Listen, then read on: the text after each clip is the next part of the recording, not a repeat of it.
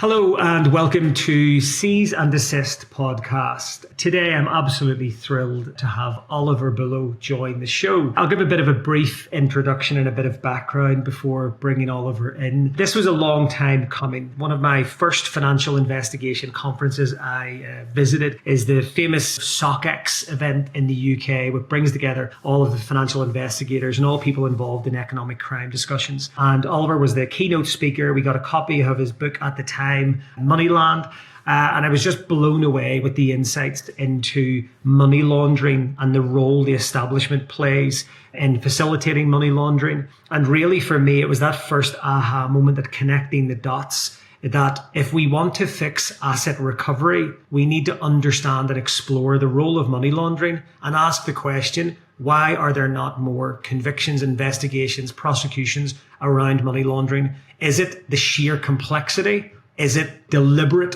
corruption, or is it a blend of both? And then the interplay with that and digital assets. So I can't think of anybody better to be able to get in to sort of have a discussion. The ChatGPT description, Oliver, you'll be delighted to hear, is that you're a British journalist, author, and expert on financial crime and global corruption. Former Moscow correspondent, Oliver has spent years investigating how illicit money flows around the world. And you're the author of several critically acclaimed books, including Moneyland, Butler to the World, one of my favorite audiobooks, no less. Anybody that has met me knows that I regularly, and I'm not on 4p commission, regularly I recommend people read Butler to the World, Book of the Year, no less, which exposed the dark underbelly of global finance and the role of countries like the UK in facilitating corruption. His work has been featured in major outlets such as The Guardian, New York Times, a sought-after speaker, I can confirm, on issues of kleptocracy, offshore finance, and the fight for financial transparency. How does all that sound? Do you want to dispute any of that?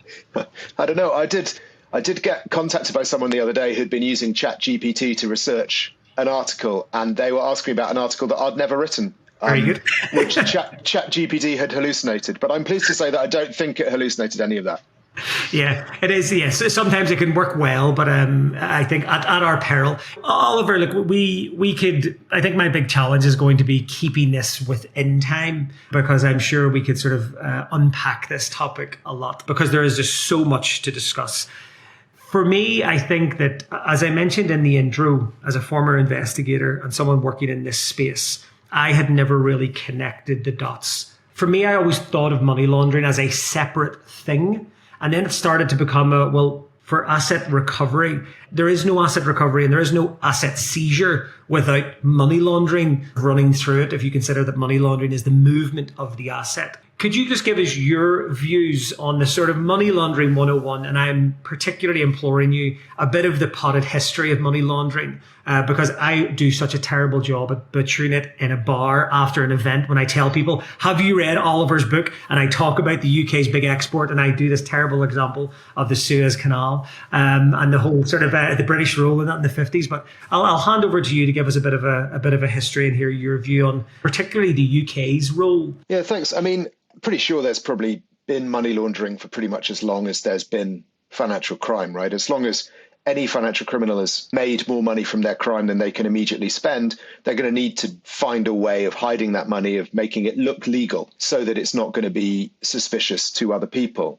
You know, there is this, I think it's probably a myth, that the reason it's called money laundering is because the mob in the US in the 30s or 40s or whenever, it depends on who's telling the story, used to use cash-rich businesses such as laundries to move their illegal earnings through, because, you know, who knows how many shirts you've washed. You can say you've washed 1,000 when you've washed 100, and then you've legalized your money. I don't think that's true, simply because if you look at the usage of the term money laundering, it doesn't really pick up until the 1970s. So, but it's a nice story, and it does sort of illustrate perhaps what entry-level money laundering was like. I mean, in the good old days when mobsters were more or less sort of based in one city or one region, you know, you earned some money from your crimes, whether that's protection racket or prohibition in the US or drug smuggling or whatever, and then you wash it through, you know, a laundry, a bar, you know, any kind of business that takes in a lot of cash, and you make it look good by claiming you've done more business than you have. But that all began to change in the 50s and particularly the 60s with the communications and transport revolution that just made it so much easier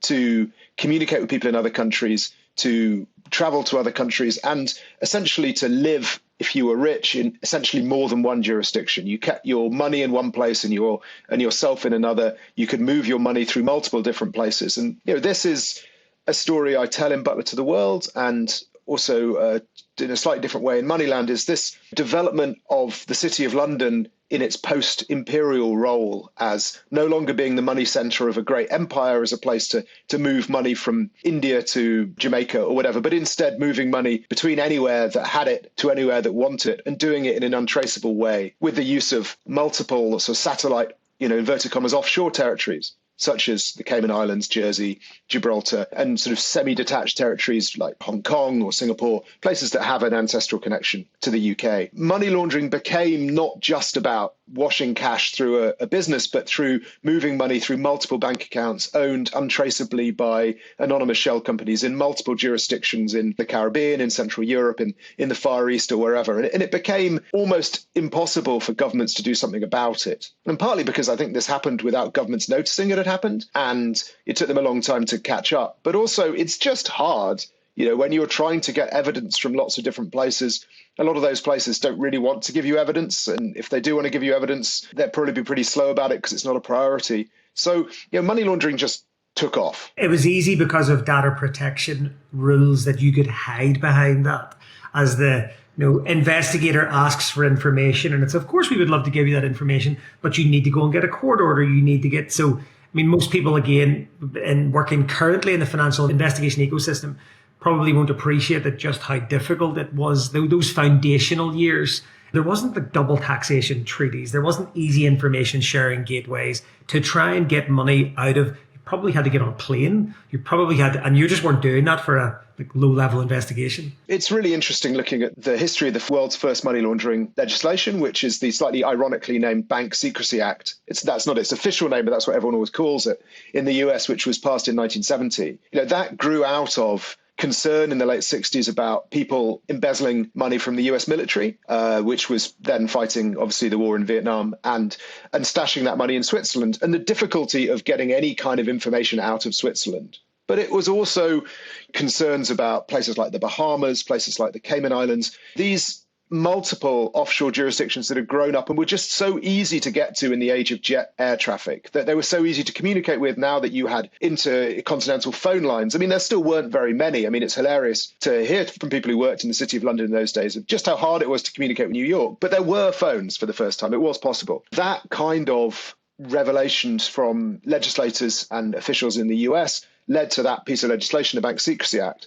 But it's just something you can't legislate about in one country because, if you're dealing with crime in the US, but the money is in Switzerland or the money is in the Bahamas or the money has gone through the Cayman Islands and is now back in the US, but apparently belongs to someone completely different, that's not something you can do just as one country. Even if you're the most powerful country in the world, there's nothing you can do about that. So the money laundering becomes much more about international efforts, with the creation of the Financial Action Task Force in the late 1980s at the Paris G7 meeting. And that kicks off a whole attempt to raise international standards to make it essentially impossible for there to be these hidey holes for illicit wealth. But the problem I write about in the book is the fact that there's almost very little understanding of what money laundering is at official levels. There is a failure to understand that certainly money laundering in a lot of the world looks very different to how it looked in, Europe or the US. If you look at the hawala network in the Middle East, the very well-rooted trade-based money laundering where you're not moving money at all, you're moving value via the movement of stuff. But that is something that Western countries have always really struggled to recognize with. That's very much the model for wealthy Chinese people trying to get their money out of China. You can't move money out of China except $50,000 a year, but yet money pours out of the country. How is it getting out of the country? It's going out through the movement of stuff. And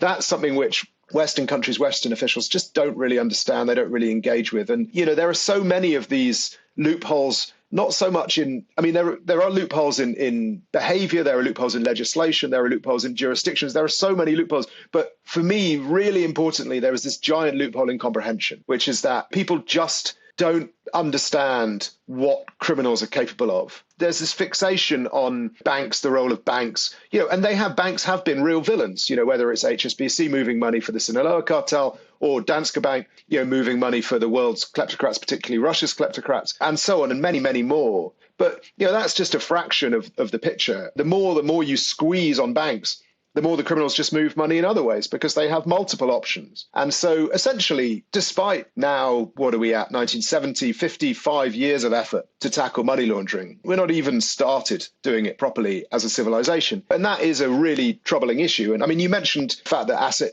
recovery is obviously a sort of function of money laundering. Money has to be laundered before it could be recovered. Money laundering, in turn, is a function of a different crime. But you don't have money laundering without another crime being committed. So the problem with asset recovery is it's built on a foundation which is terrible, which in turn is built on a foundation which is terrible. So it's no wonder it's hard, right? It's a miracle it happens at all. That actually is the perfect sort of segue, because I was going to ask, I'd actually taken a note for myself when I often think about if investigations is following the money, and you're following the money to try and unravel this money laundering network, then asset recovery is going after the asset. And for me, it was that light bulb moment that, well, actually, what is money laundering? It is putting the proceeds of your crime beyond reach, or the lifeblood of your criminality beyond reach. And you had said that you used a good example there about hawala banking. Can I put you on the spot? I mean, for those that maybe don't know about hawala banking in sort of simple terms, what does that mean for those? Because I know that I went to specific financial investigation courses around understanding these networks. But could you give me just your version of what hawala means in simple terms? Yes, I mean, I was talking to a guy from the Middle East about how hawala works, and he described it. Well, he's actually Iranian, which is technically not hawala, because hawala tends to be more of a sort of a Sunni Muslim thing, but it works in the same way. Iran is under these extraordinarily strict sanctions. Its banking system is largely or almost completely isolated from the rest of the world. And I was asking him, he runs a business that operates across borders. Like, how is this possible? And he was saying he takes some money to the bazaar in Tehran. He gives it to an exchange guy and says where he wants it. He wants it to be picked up in Paris or in London or in New York. And the guy will say, all right, gives him a code, send the code to someone in Paris, London, New York, wherever you want it. It's available in 2 hours. In Islam, the charging of interest is prohibited. So the fee is charged on the exchange rate. You get the best exchange rate available is on the bazaar in Tehran. And then essentially that exchange rate, depending on how difficult it is to move money somewhere, that exchange rate rises or falls. But moving to Paris, London, New York is incredibly simple. That's done very quickly, very straightforwardly. But it's not done by the movement of money. It's done by the fact that there are traders who are moving goods.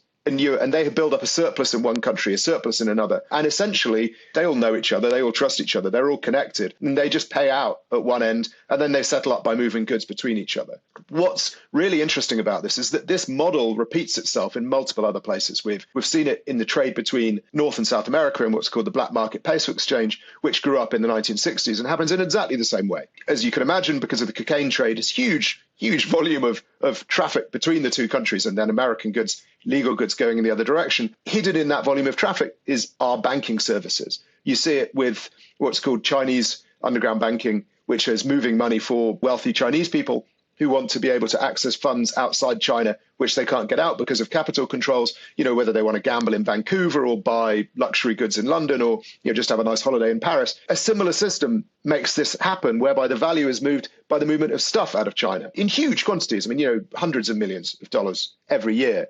But what's really interesting to me about this system, whether you call it hawala or black market peso exchange or Chinese underground banking or whatever, is this is how the Medicis banked in the Middle Ages. This is the model of Italian Renaissance banking. They didn't move bullion from London back to Florence or to Venice. They just traded. They moved silk or spices north. They moved wool south, and hidden in the transaction, sufficiently well hidden so no official would ever spot it, were mismatches in the value to move money from one to the other, which just meant in exactly the same way that a trader from Iran is able to move value in and out of Iran, someone from Florence or from London or from Bruges could just turn up in another city where the Medicis banked with a letter from the Medicis, hand it over, and would be given money. And that was good enough. Yeah, that was good enough. It was the parchment equivalent of a WhatsApp message or a Telegram message now. When you think of modern currency as a promise to pay the bearer on demand, yeah, we just trust that the bank on the underneath will pay out.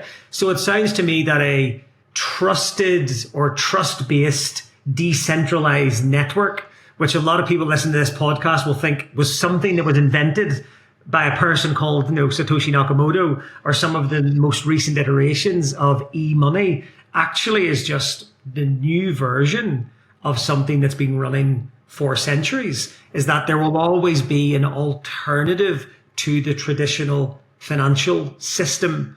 And it sounds to me, from what you're saying, without putting words in your mouth, from the Medicis through to hawala, Is it that actually this advent of digital assets is just yet another iteration of a model of moving value and recognizing value in different geographical locations without the actual physical or virtual transit of goods? Yeah, I mean, if you imagine it, I mean, the Medicis didn't invent this, right? It's just that we know about them because we have their records. I'm sure people did it thousands of years before them. But the challenge for the Medicis is if they want to move value from London or Bruges to Italy, they have to move a cargo of wool. Or if they want to move value from the other direction, they have to move silks and spices. The joy of digital assets, right, is that you don't have to fill a galley with wool and row it from Southampton to Florence, or not Florence, obviously, but the port nearest to Florence. But, is you could just do it in an instant. It's done. And so, yeah, the amazing thing about digital assets is they take this system and just shorten it. It's instant. It's instant trade-based money laundering. And what's really challenging about this is that so much of our focus in terms of the compliance on money laundering legislation is focused on the formal financial system. It's focused on banks or intermediaries, so lawyers, accountants, and so on. And they have these, frankly, really expensive requirements placed on them, which cost, I don't know, I sort of tried to work out how much the global compliance industry costs. And if you add it together, it's about as much money as would provide clean water for everyone on Earth, food for everyone on Earth, and have about $50 billion left over every year. It's a colossal amount of money is being spent on financial crime compliance. Like, so tens of billions. Yeah, I mean, hundreds. But it always a little bit like that old joke about the drunk looking for his keys under the streetlight. He's on his hands and knees looking for his keys, and a policeman comes up and says, "Is this where you lost them, sir?" And he goes, "No, I lost them in the park, but it's dark over there." You're looking for financial crime in the easy place to look. It's easy to look on a spreadsheet, but it's really hard to look in trade records or in the kind of value which is moved through the shipment of used cars. As we know, Hezbollah likes to move value through the shipment of used cars or the shipment of illicit animal parts. So like one of the biggest illicit trades in the world is the shipment of baby eels, pangolin scales, or leaving aside, precursor chemicals for drugs manufacturing or just mismatched ordinary stuff, a shipment of sinks, which have just got the price mismatched by $10 per sink. You can move a lot of value like that and no one notices. Well, I'm a former sort of tax inspector. MTech fraud and the movement of just invoices. Commonly the invoices were things like washing powder. It was just to create X tons of something, change the value in between two, and we just called it carousel fraud. Just a piece of paper moving around the world virtually, and everyone was claiming their 20% off it. I love the analogy about and the reference. I remember seeing a similar satirical cartoon about someone was, to use the drunk under the streetlight, it was someone looking off a pier and they couldn't see the fish, therefore there was no fish in the ocean because they couldn't get out to sea. So with all of those years, well, what is your view then if we think about the compliance ecosystem that is tackling money laundering in this ecosystem that is attempting to tackle it? How do you think that sort of fares then for the new challenges of digital assets? Or is it a case of it's already underperforming? Is it always just going to be a perpetual game of catch up? Should we just accept that that's the status quo? Or do you think it is misdirected and we're simply not doing enough, or what could we be doing differently? I think we need to recognize there will always be money laundering. The fact that it will be profitable to commit some acquisitive crime is just a fact. There's nothing we can do about that. But the theory behind tackling money laundering is to make crime less attractive because it's more expensive. Essentially, you make it more difficult for people to keep their illegal, illicit earnings. That's the point. That's what we're trying to do. So we need to stop thinking we can get perfect. Perfect isn't going to happen. But at the moment, in a way, there's a sort of boiling the ocean problem right now, in that trying to do everything, you're failing to do anything. Now, Jason Sharman, who I'm sure you know, a professor at Cambridge University, a great expert and researcher on the issues around particularly shell companies and so on. I've heard him say at a conference, we should just abolish compliance altogether, right? It's not achieving anything, so why bother spending money on it? Just get out of the way, spend the money on something else. I think he's just being provocative. I don't think he actually means that. But I do think that we need to think much harder about what we're spending the money on, because part of the problem with the financial crime world is that governments have outsourced so much of the work to the private sector that they can just say, do more, here's another regulation you need to follow. But in a way, they don't care how much money it costs to do all of this because it's not their money. And it's just passed on to the customer? Yes, there you go. And yeah, exactly. But this is essentially a tax on all of our economies. We're all paying for this. It's not free money. The banks aren't paying for it and then, saying, well, thank you very much. We'll pay for that. We'll let you get away with not paying for it. It just goes on to everyone else in fees. So it's a hidden tax that everyone has to pay. And I think we need to ask far more about whether it's value for money, about whether it's working, because it isn't working. But it's really interesting that you mentioned carousel fraud, MTIC fraud back then, because I think there is a real lesson to be learned in how to tackle financial crime from how particularly the UK tackled carousel fraud back in the early 2000s, because it was a colossal problem. The sums of money involved were absolutely enormous and just getting bigger. And because it grew out of the design of value-added tax across the European Union, it was very hard to do anything about it. And yet, via really patient, well-resourced, well-intelligenced policing and diplomatic work, the HMRC in the UK did manage to severely restrict carousel fraud. It's not solved. It will never be solved. But it is, a fraction of what it used to be. And I'm actually, in the new book I'm working on at the moment, I do use that as an example of what you can do if you put your mind to it. And what that really was a proper partnership between a really well-resourced public sector, not just like five guys with a deluge of suspicious activity reports coming into them and no idea what to do with them,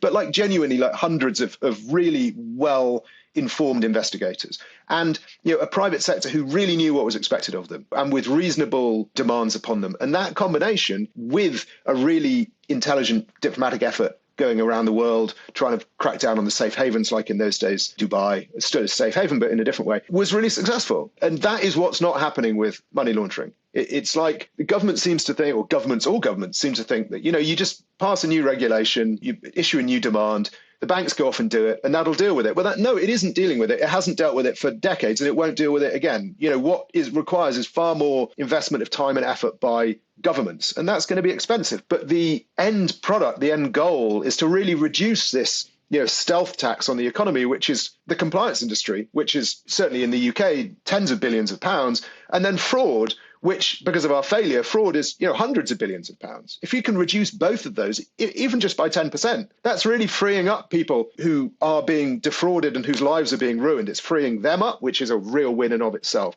Economy-wide, it's freeing up people being defrauded to spend their money on other stuff, which is a win in and of itself. So the challenge for me, and I think for other journalists who are working on this, is trying to tell this in a compelling way. It's really hard to write about financial crime because, as I'm sure you've noticed it all the time, people are just like, oh, God, oh, boring. And you're like, no, it's really interesting. This is like the support mechanism for the worst people in the world. If it wasn't for money laundering, you wouldn't have got Putin. If it wasn't for money laundering, 450,000 murders in Mexico since 2006. Unbelievable volumes of murders because of the war on drugs. It's relentless and appalling. And, and then if you look at people trafficking, all of that, stop the boats, that whole issue that's such a big political issue in the UK about people traffickers, that wouldn't exist without money laundering. I think our challenge is to try and always make clear that when we're talking about money laundering, we're just talking about a support industry for this colossal world of crime that is just preying on all of us pretty much with impunity. Look, you made a fantastic point. It was you triggered me when you said to sort of stop the boats, but I think it typifies what we've been discussing. And it was the point you were alluding at, I'm assuming, around it's the classic if it bangs or bleeds sort of approach to sort of storytelling. You're right. It's been successfully pushed into it sounds too complicated bucket. I mean, one of the most common descriptions of why aren't there standalone money laundering prosecutions? Because they're difficult. They take years. One of the first people I ever interviewed, we talked about this. It wasn't even for this podcast. It was for an earlier podcast that I was involved in. And it was someone from UN ODC. And they had talked about the fact that you don't get politically elected on a 10-year money laundering investigation that has no millions of hours of disclosure and it's just too complicated. You get elected on cocaine at the side of the on the port, machine guns on the side of the port. You get people being freed from a shipping container. These are the things, and I agree with you in the sense of the stop the boats, the pangolin scales, the trade-based money laundering. All of these things are basically profitable ventures. So if you take the profit out of them, if you want to stop the boats, then stop making it so easy to launder the proceeds of crime or make it so valuable of an activity. And I think that's what we definitely share the same sort of outlook on the sense of it's just we've spent a lot on compliance, We still launder trillions every year. Government responses have never been traditionally give them more resources and better powers. We often give out good powers and then take back the resources, or give loads of resources with ineffective powers around the world. And I think that I agree with you on the HMRC success and old inland revenue and old customs and excise successes. What you notice in those infrastructures was people on the ground. I mean, there is a reason why certain units are more successful than others globally. Those units tend to spend the most time with boots on the ground. I mean, you can go into an embassy around the world and you will find an IRS criminal investigation attaché. You will find a HMRC fiscal crime liaison officer in these jurisdictions, so that when someone locally is trying to track down the big cigarette smuggler or the diesel smuggler back in the day, or the narcotics case, there was a person in the embassy that could just help. And I think that long game hasn't been played as much now. A lot of that could be the disruption with COVID. It could be, like you say, that you've now got this new kid on the block with crypto assets. Well, what are your thoughts on the emergence of the use of digital assets? Is it a case of, with great power comes great responsibility, and this is why we're targeting this new thing we can't fix traditional money laundering. It's too big. It's too cumbersome. Is it trying to stop the new kid before it gets out of control? Or do you think it's a bit more sort of politically motivated than that? What's your view on it? Yeah, I mean, there is always a tendency to say, what's the shiny thing? And that's a journalistic failing as well as a political failing. It's exciting, it's crypto, yay. Those of us who like these things like talking about it because it's new and exciting and we haven't done it before. There was a really interesting investigation at the end of last year in the UK called Operation Destabilize, run by the National Crime Agency in cooperation with authorities in Spain, I think, elsewhere in the EU and in the US, and which mirrored investigations that there's been in other places, particularly the US, where you had a traditional street drugs gang collecting cash, and then that cash was being swapped for crypto, and then the crypto was being used by the drugs gang to pay for other product to sell on, while the cash was being recycled, in this case, destabilize, a lot of it going to Russian oligarchs who were cut out of the financial system and needed money. It was so, we can focus on the role of, I think, specifically Tether, the stable coin, in that crime, but also we need to look at the role of cash. Cash is not the shiny thing. On the contrary, it's been used by criminals. Sort of going under the radar a little bit. Yeah, it's just boring, talking about cash again. Yeah, no one uses cash anymore. It's all gone now. What's really interesting about that is no one uses cash anymore, right? It isn't. I really very rarely use cash. I use it occasionally to pay for parking. There's a toll bridge near my house that you need a pound coin for, but it's very unusual for me to use cash otherwise. But if you look at the amount of cash being printed, banknotes being printed by the world's major economies, the volume of banknotes goes up and up and up all the time. I mean, the philosophy all central banks have is that they issue cash elastically. If people want it, they will give it to them. But the point is, at the moment, people don't want cash. People aren't using it. If you look at cash usage in the United States, it's going down really markedly. Very few people now use cash as a primary means of payment. If you look at it in all across the EU, some places more, some places less. It's more popular in places like Germany and Austria. But even there, its usage is going down among younger generation who are using Apple Pay or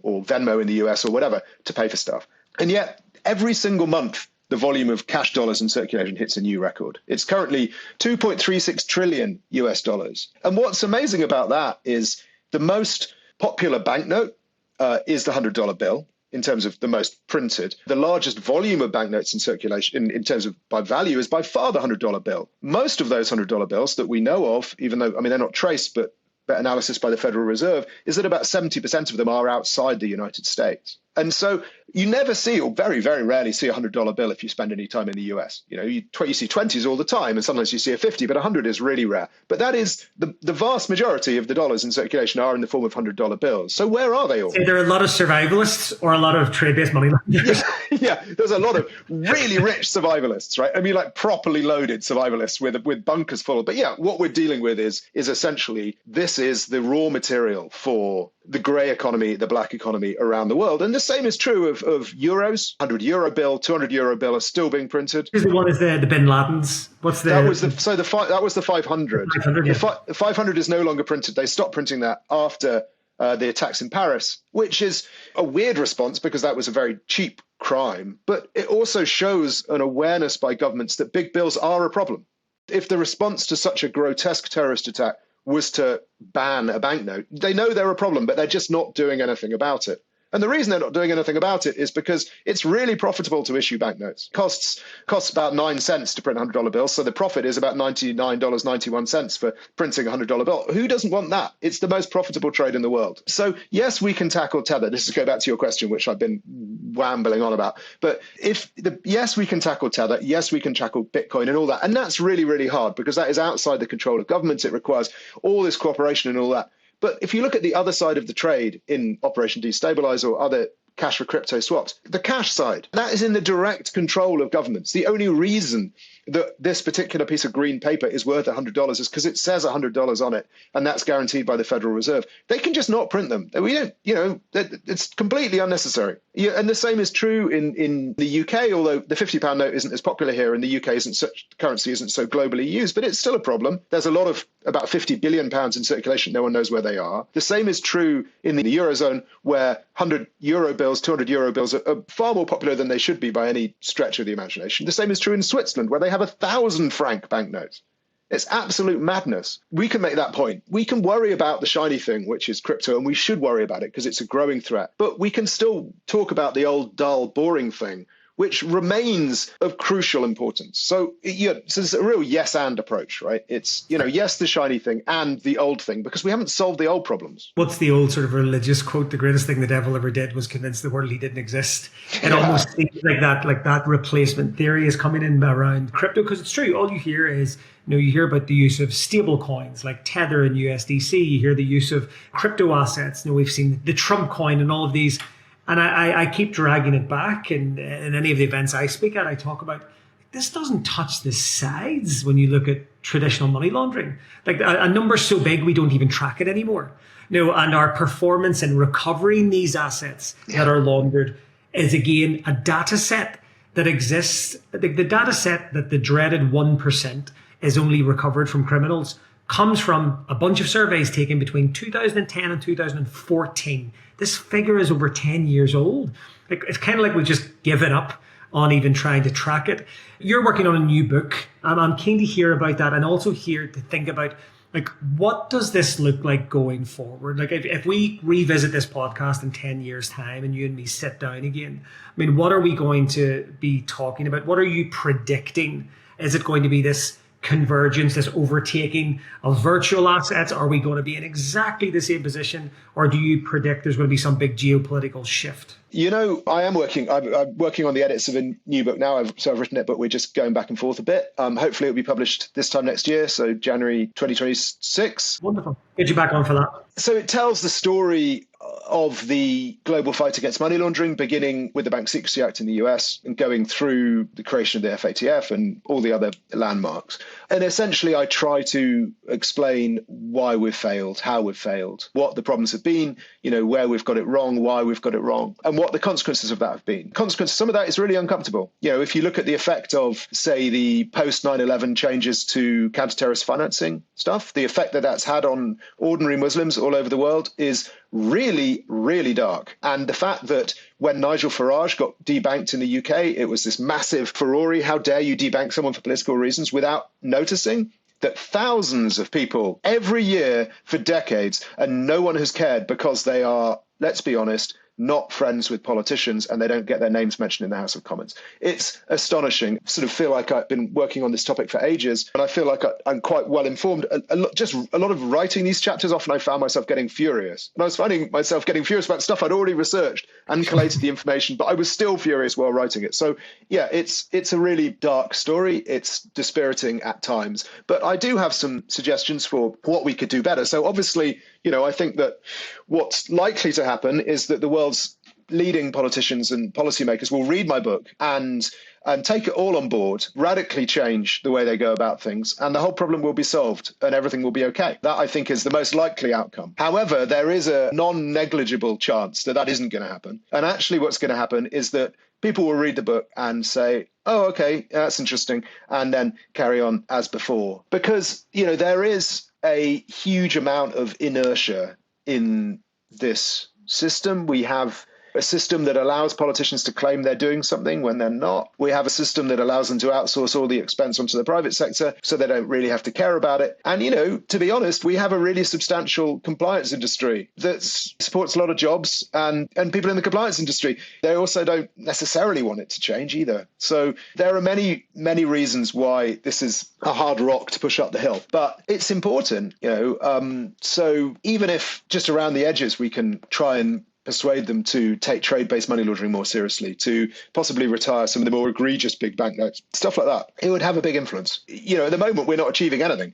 So if we can achieve like 1% more than we're doing now, that's a big, big win. Yeah, it is the sheer scale of the problem also presents the massive opportunity that even the tiniest marginal movements just could have profound ripple effects. Absolutely. You slightly touched on it there, but what is the sort of the magic wand? What do you think will have to happen? Is it as dark as, I've used the example of virtual assets coming into more focus. If someone crashes a plane into a building fueled by a virtual asset, we will get a hell of a lot of a bigger response than we're currently getting.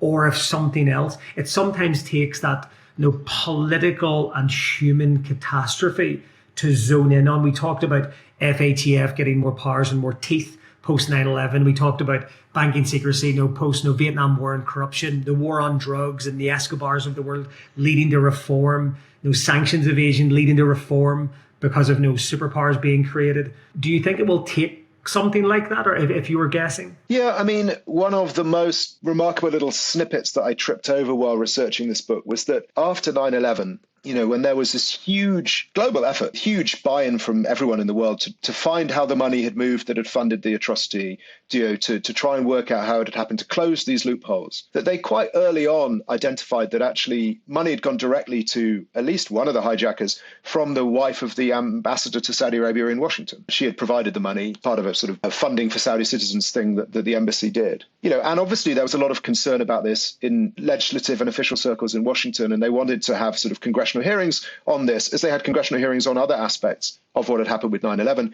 But the White House refused to allow that to happen because they had an important partner to protect and they had important influential people to protect. And this remains a real issue. You talk about, if there was a terrorist attack funded by virtual assets, would governments get serious? Well, yeah, I think they would. They would get serious for a bit. But then, someone influential in the crypto space who's got the president of the United States' ear would say, well, do we really need to do all of this? Or maybe we could just ease that up a bit on that. And what ends up happening again and again and again is that the people who pay the price of our money laundering changes are the already vulnerable. Jurisdictions that get blacklisted are not the United States, the United Kingdom and Switzerland. They are the Marshall Islands, Vanuatu, Nui, places like that. It's like your book. It's the concept of offshore. The last time I checked, Britain was an island.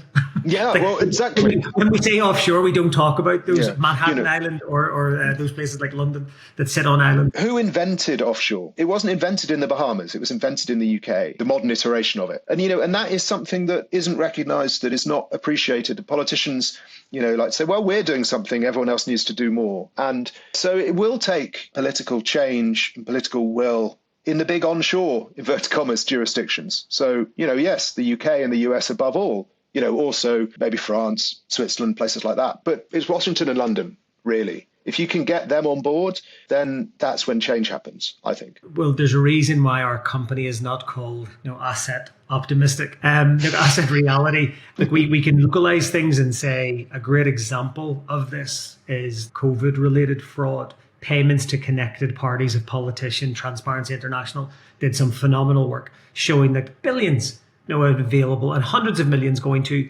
direct connections. Companies House incorporated entities in the weeks after COVID and PPE contracts being sent out. For me as an asset recovery practitioner, that should be the next 3 or 4 years worth of casework. We should be coming down with casework in terms of COVID related payment recoveries. And the cynic in me says we'll probably not see many, if any at all. A couple of bounce back loan prosecutions, a couple of small payments. Will we see hundreds of millions being recovered in related to those, what look to be on the face of it, based on the open source information, blatantly fraudulent entities that were set up to deliver subpar products? Do you have any insights on that in terms of your research or anecdotal? Do you think there's a slew of these coming, or we'll never hear about them again? Let's be honest. If past performance is any guide to the future, there's not going to be much, is there? But I am heartened by the sight that the UK authorities are considering payments to whistleblowers. That shows really important step in the right direction as that happens. So important. The kind of high-minded opposition to paying whistleblowers, I can understand. It's a sort of boneheaded way of putting the perfect in the way of the good. Yes, in an ideal world, we wouldn't pay whistleblowers. Whistleblowers would come forward and at the kindness of their hearts and ruin their careers and put themselves at risk of being killed by the mob. They bring their own stab vest and flak jacket with them. Yeah, absolutely. And they'd build their own witness protection program afterwards. But that isn't what's going to happen. If you want to have these kind of prosecutions of complicated financial crime, you need to have insiders to tell you what's going on, to where the evidence is, and so on. And so that does suggest a degree of realism in UK government policy that's really heartening. And so maybe that will be extended to bringing in, for-profit companies into things like further into asset recovery space, because the clue's in the name. People do it for profit. You have to let them make money out of it. And I agree that there are issues with that. If it's, say, Ukraine kleptocracy case and that money's been stolen from the Ukrainian people who desperately need it, allowing someone to make profit from that is difficult. But then if you look at what the alternative is, there's Ukrainian kleptocrat Pavlo Lazarenko, who was prime minister in the 90s, who unwisely fled to the United States after losing power, where he was arrested. He was jailed, I think, 2001, certainly in the early 2000s. And he was in jail, came out again more than a decade ago. They still haven't managed to recover his assets. They are still being contested. People need the money now. And if instead of getting all the money in 50 years' time, you can get 60% of it now, that has to be worth doing, to my mind. And that's an argument that it would be really nice to hear politicians making, instead of, the usual lazy stuff about not letting people profit from this. It's like, well, no one's profiting it from the moment. The victims certainly aren't profiting from it. So that's what I think. And it is, and I completely agree with you on the whistleblowers. And I mean, it's one of my biggest gripes that we often cite, and obviously London has and UK has a famous reputation for protecting in the legal sector a lot of these alleged criminals, and also let's be clear, proven criminals in many cases. We protect them and we cite personal enjoyment of property, Human Rights Act. You can't take people's assets off them. And then you flip that to civil bankruptcy, where the minute someone is bankrupt through no fault of their own, we have no problem taking all of their assets off them because they're a flight risk, because the assets might depreciate. But we don't treat those in criminal prosecutions as severely as we do those as a victim of civil debt. And I think that we know from the work we're involved in, from the roundtables we sit at, from the groups that we're involved in, you have a bunch of willing investigators and prosecutors, but they don't have the political clout, and they are as frustrated as everybody else. Oliver, we're coming up on time. I want to thank you for sharing your insights with us. And for me, without sounding too much like a fanboy, it was your books and your early sort of rallying cry that lit the torch for me, which was my pitchfork to be like, why are more people not talking about this? And I think until we have more people at the gates of parliaments and standing doing demonstrations, and rather than being more distracted by small boats, we are more wanting to know where is our money that has been stolen and laundered that would solve all of the world's problems. I just want to thank you for the good work that you're doing in raising it. I imagine it can be a lonely place at times. When I think of some of your colleagues and the various slaps and litigation they go through, I can appreciate it's an incredibly difficult job. So from our community to you, thank you for your service, sir.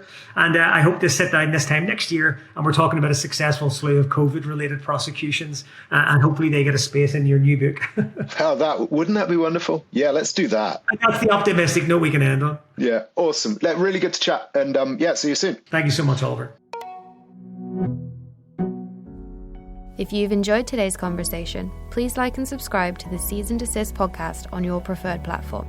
And leave us a comment with your suggestions for future topics or guests you'd like to hear from. Seize and Desist is brought to you by Asset Reality. Thank you for listening.